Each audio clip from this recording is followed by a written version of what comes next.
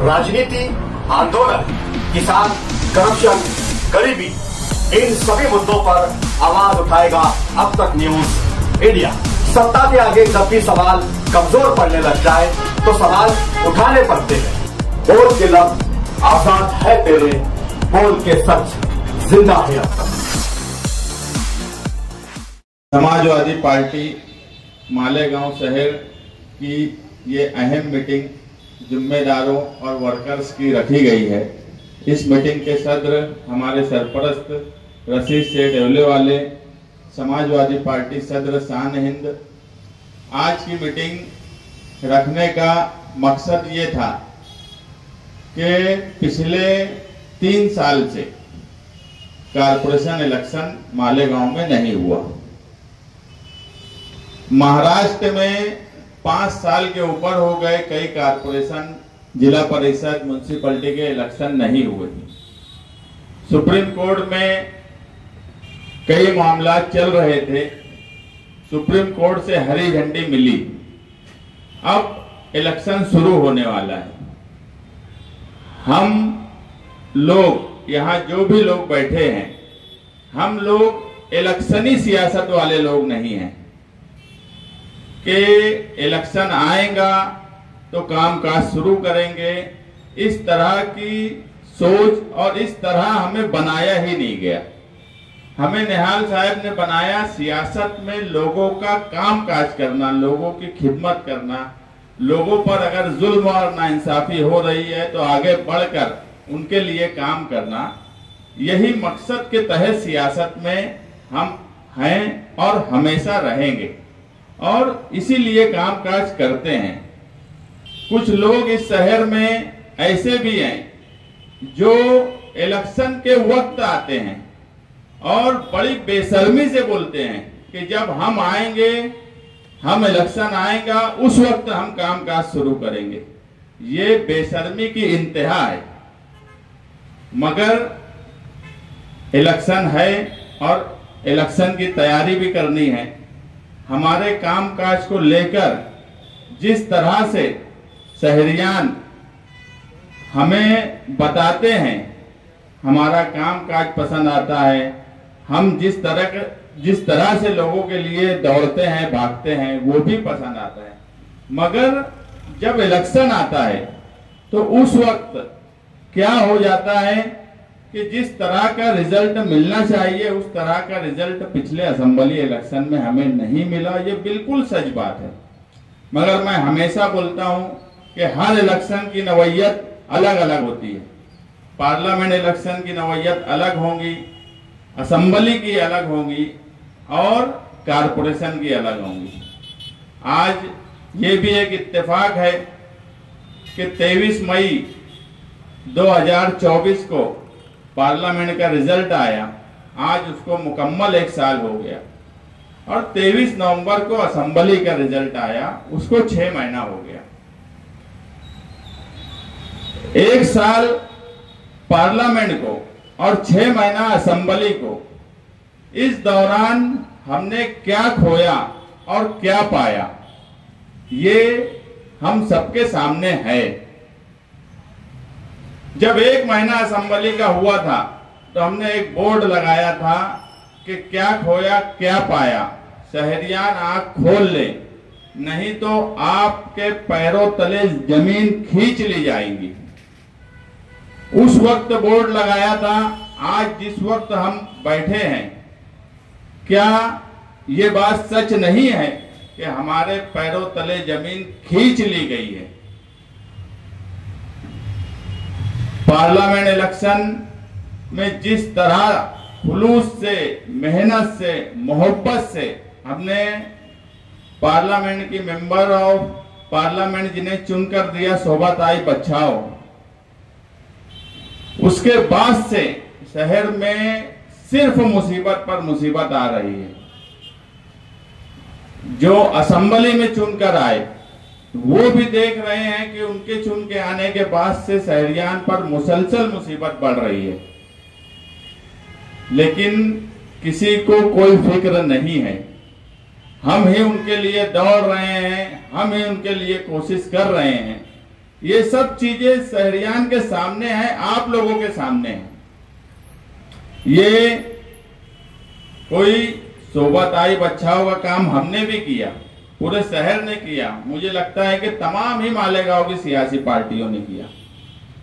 उस वक्त की वो जरूरत थी, मगर आज हमको लगता है कि हम ठगे गए। हम खुद भी उसके जिम्मेदार हैं। ये 1 साल का उनके फंड का रिकॉर्ड है। जिस 6 असेंबली हलके में, जिस असेंबली हलके ने उन्हें जीत दिलाई और उसके बाद से पूरे हिंदुस्तान में ओट जिहाद के नाम से मालेगांव शहर को टारगेट किया जाने लगा, मुसलसल टारगेट किया जाने लगा। बांग्लादेशी, रोहिंग्या, उसके बाद FIR, ED, कल होम मिनिस्ट्री से कुछ लोग आए। आज 4 महीने का वक्फा हो गया, लोग जेल में हैं, कई औरतें जेल में हैं, मगर हमारी ताई उनका हाल पूछने घर पे नहीं आई। बड़े अफसोस की बात है कि जो 1 साल का उन्होंने काम काज किया, 5 असेंबली हलके में उन्होंने बजट बराबर दिया। वाहिद मालेगांव शहर है जिसमें 1000 का 1 रुपये का बजट सोबताई बच्चाओं ने नहीं दिया। वो शहर जो उनको वोट देने के बाद मुसलसल तकलीफ उठा रहा है, हमारी माए बहनें जेल में है, जिन लोगों को SIT की नोटिस आती है उनके घर में खाना पानी बंद हो जाता है, उनको रात की नींद उड़ जाती है। ऐसे लोग जब हमारे पास आते हैं तो वो SIT ऑफिस में जाए कि नहीं जाए, थर थर कांपते हैं। ऐसे हालात इस शहर में पैदा होने के बाद इस शहर में 1 रुपये का बजट नहीं दिया गया, जिस शहर में उनकी वजह से आज पूरा शहर तकलीफ उठा रहा है। कोई हिस्सा ऐसा नहीं बचा। पावर की तकलीफ, जो कंपनी है उसकी हिटलर शाही मुसलसल बढ़ती जा रही है।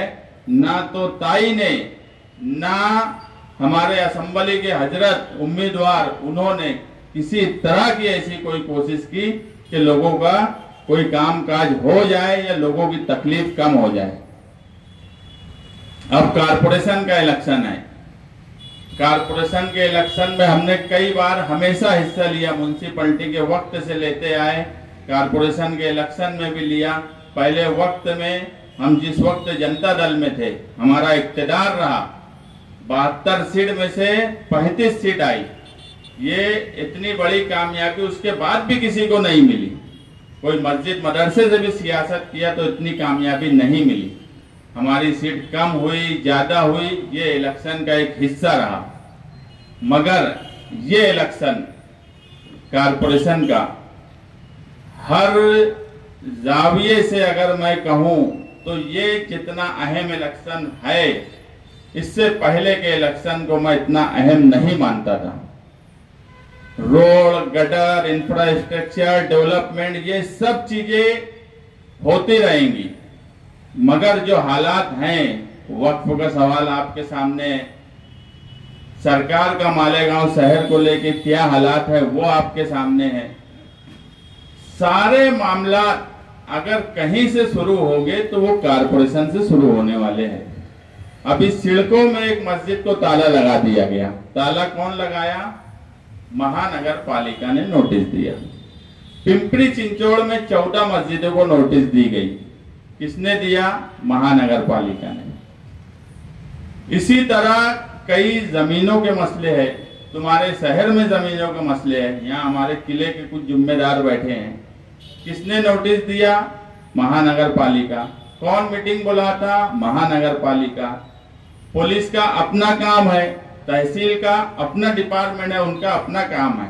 मगर समझने वाली बात यह है कि जो भी मुसीबत आएंगी आगे, उसमें अहम रोल महानगर पालिका, कारपोरेशन का ही रहने वाला है। और शहर के डेवलपमेंट का क्या हाल है ये भी आप लोगों के सामने है। ऐसे वक्त में कारपोरेशन में इक्तदार किसका होना चाहिए? वहां पर कौन लोग कारपोरेटर चुनकर जाना चाहिए?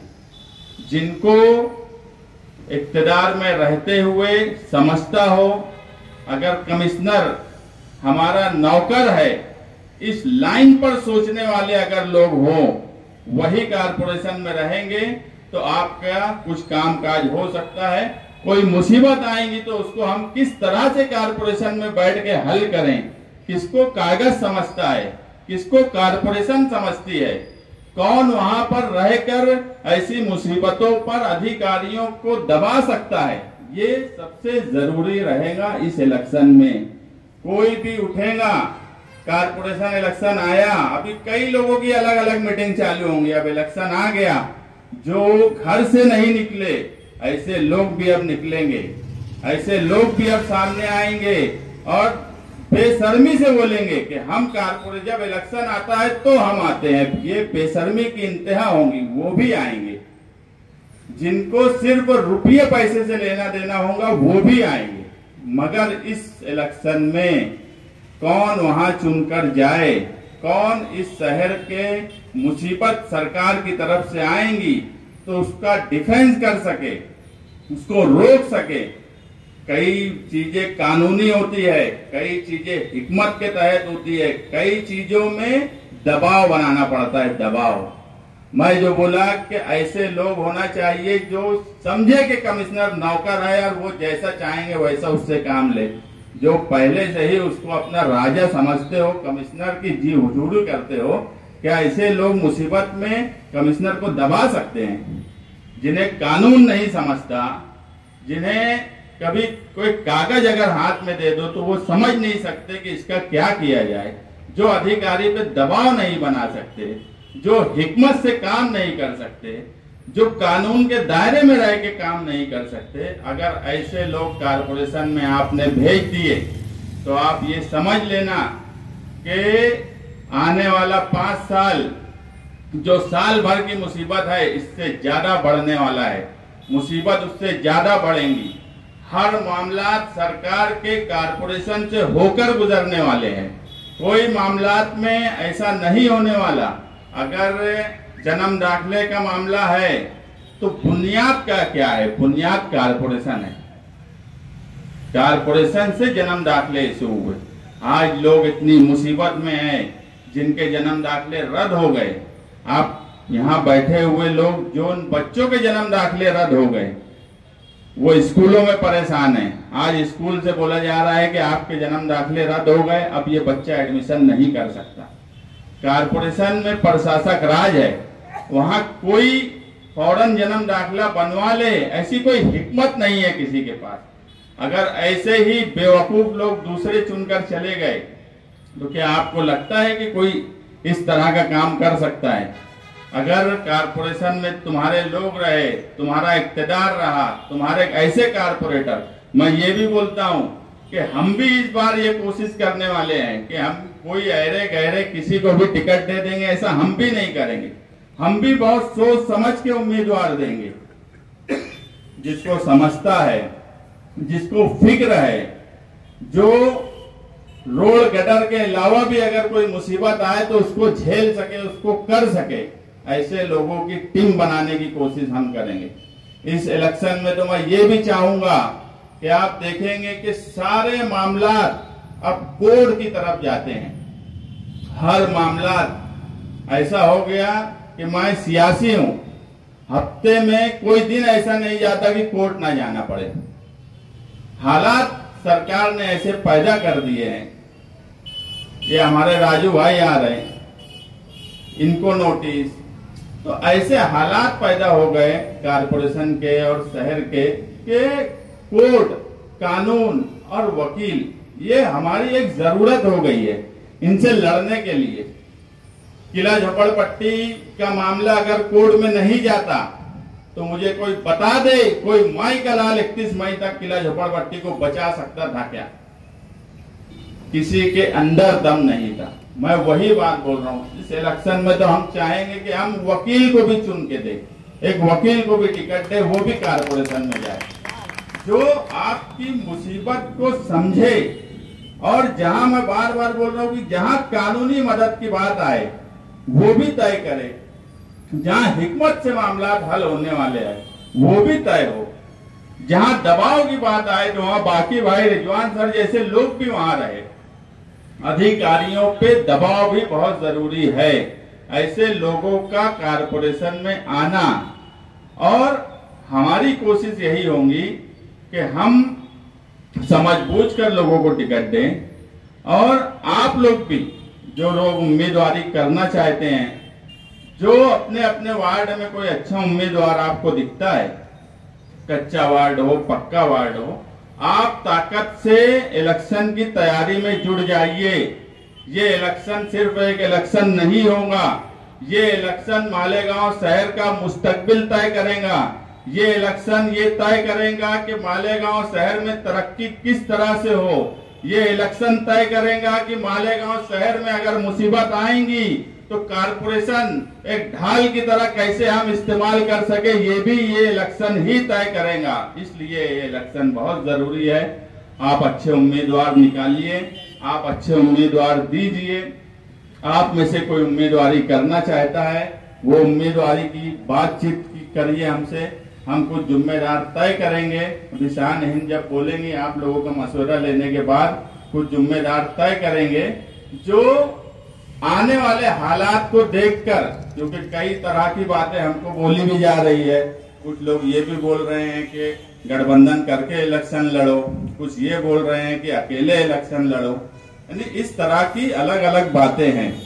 हम यही चाहेंगे कि जो भी जिनको जिम्मेदारी दी जा रही है वो शहरियान से जाकर मिले, शहर के जिम्मेदारों से जाकर मिले, छोटा वर्कर हो उससे मिले, गली मोहल्ले में मिले, और वो ये तय करे कि इत्तेहाद भी अगर हो तो किससे हो। अगर काम करने वालों के साथ इत्तेहाद होता है तो इत्तेहाद होना चाहिए। काम करने वाले लोग कारपोरेशन में बैठना चाहिए, ये हम सबकी जिम्मेदारी है। कोई भी आएगा, तुम किसी को भी 15-20 सीट दे देंगे और वो कोई काम का अगर नहीं है तो 15-20 सीट भी देने का उसको कोई मतलब नहीं है। तो मैं जो बार बार बोल रहा हूं कि अभी कुछ ही दिनों में तुम्हारी मीटिंग अभी हो गई, अब तुम देखेंगे तो दूसरे मेंढक की तरह निकलेंगे लोग जो घरों में बैठे थे। तो उनसे गांव वाले ये पूछे कि जब एसआईटी आई, जब मुसीबत आई, जब झोपड़पट्टियां टूट रही थी, एक तो बेचारे मजबूर हो गए, मजबूर एमएलए है, मजबूर को कोई ताकत देने की जरूरत है कि आप लोग बोलो, मजबूर को ताकत दी जा सकती है कि जो एमएलए रहते हुए बोलते हैं कि मैं मजबूर हूं, इससे ज्यादा खराब बात क्या हो सकती है। तो ऐसे लोगों को ताकत देने की कोई जरूरत है क्या।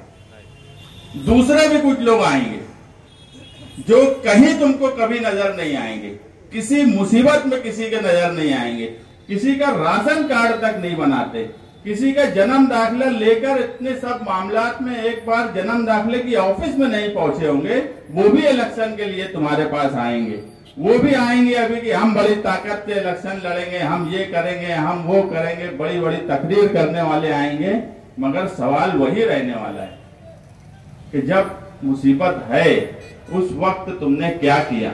किसी से आप पूछ लेना, मौजूदा एमएलए से पूछ लेना कि इतनी मुसीबत में उन्होंने किसी एक के जन्म दाखिले के लिए कारपोरेशन की पैतृक या जन्म मुहूर्त ऑफिस में जाकर किसी एक आदमी के जन्म दाखिले की बात की है क्या। जो लोग जेल में बंद है उनका हाल चाल पूछा है क्या। सिर्फ जमीयत के नाम से ऐलान करना कि हम कोर्ट जाएंगे, हम ये करेंगे, हम उस वक्त ही बोले थे चंदे के लिए ये किया जा रहा है, ये कहीं कोर्ट नहीं जाने वाले, कुछ नहीं करने वाले, कुछ नहीं किए।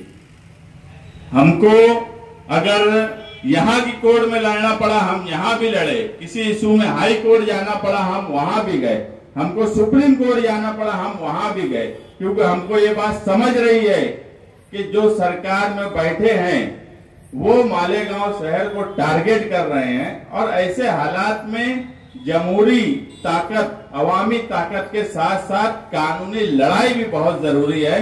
इसलिए हम दौड़ रहे हैं, भाग रहे हैं और कानूनी लड़ाई लड़ रहे हैं। हमको कोई पर्सनल कोई इससे फायदा नहीं होता। हम भी घर में बैठ के आराम से घूम फिर सकते, रह सकते, इलेक्शन आएगा 2 महीने के लिए इलेक्शन लड़ सकते हैं, ऐसा नहीं है कि हम नहीं लड़ सकते। हम खर्चा करते हैं इलेक्शन, बहुत जो जनरल खर्चा होता है लोगों के लिए, वो कोड का खर्चा हो या कुछ भी अपनी जेब से करते हैं। जो लोग इलेक्शन में आते हैं और बोलते हैं हम इलेक्शन में खर्चा कर देंगे, ऐसे लोगों का साथ क्या आप या ये शहर देगा क्या? मैं एक बात आपको बोलता हूं कि ये 6 महीने में, ये साल भर में शहर का मिजाज तब्दील हुआ है। यहां पार्टी के वर्कर बैठे हैं, वर्कर अगर चाहेंगे तो जो मिजाज बना है, देखो हवा जो वो आप लोग बनाएंगे वो हवा पे ही इलेक्शन हो जाने वाला है।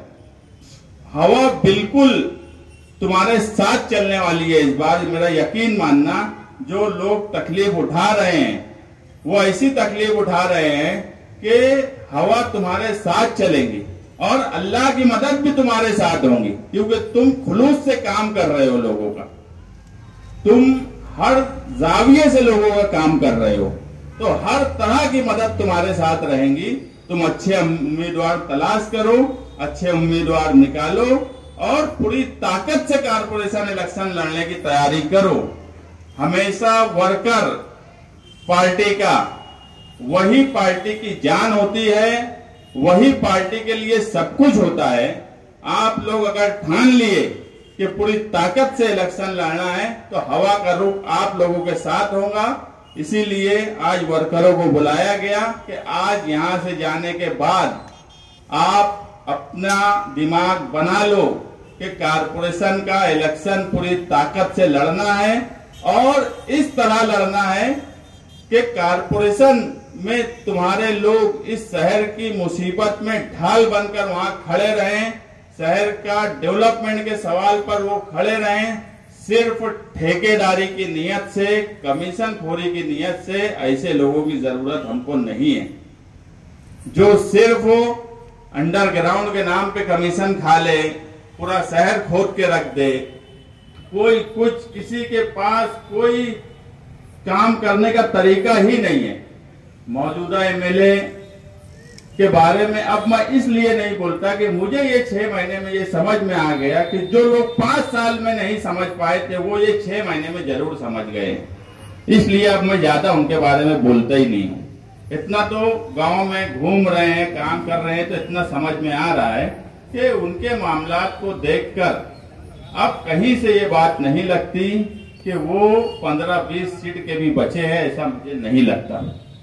क्योंकि जिस तरह से लोगों पर मुसीबत आई, मुसीबत कोई बिरादरी देख के नहीं आई, मुसीबत मालेगांव शहर के मुसलमान को देखकर आई है और टारगेट मालेगांव शहर का मुसलमान हो रहा है और मुसलसल हो रहा है। कई तरह की मुसीबत आएंगी, अभी तालीम के मामलात में भी कई बातें आ रही है, लेकिन मैं देख रहा हूं कि कोई कुछ कर नहीं रहा है, किसी की कोई मदद कर नहीं रहा है। सिर्फ किस तरीके से लोग परेशान रहे। मैं बीजेपी के हैंडल से जो एक फडणवीस साहब की पोस्ट आई, ऑफिशियल पोस्ट,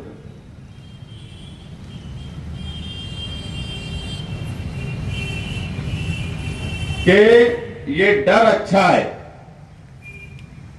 फौजदारी से धाकाने 2 महिन्यात जन्म मृत्यू प्रमाणपत्रासाठी अर्ज नाही, मालेगावात 2980 जन्म प्रमाणपत्र रद्द, अवैध बांग्लादेशींना शोधून काढून भारत बाहेर हाकलणार, ये उनकी ऑफिशियल बीजेपी की साइट पे लिखा हुआ है।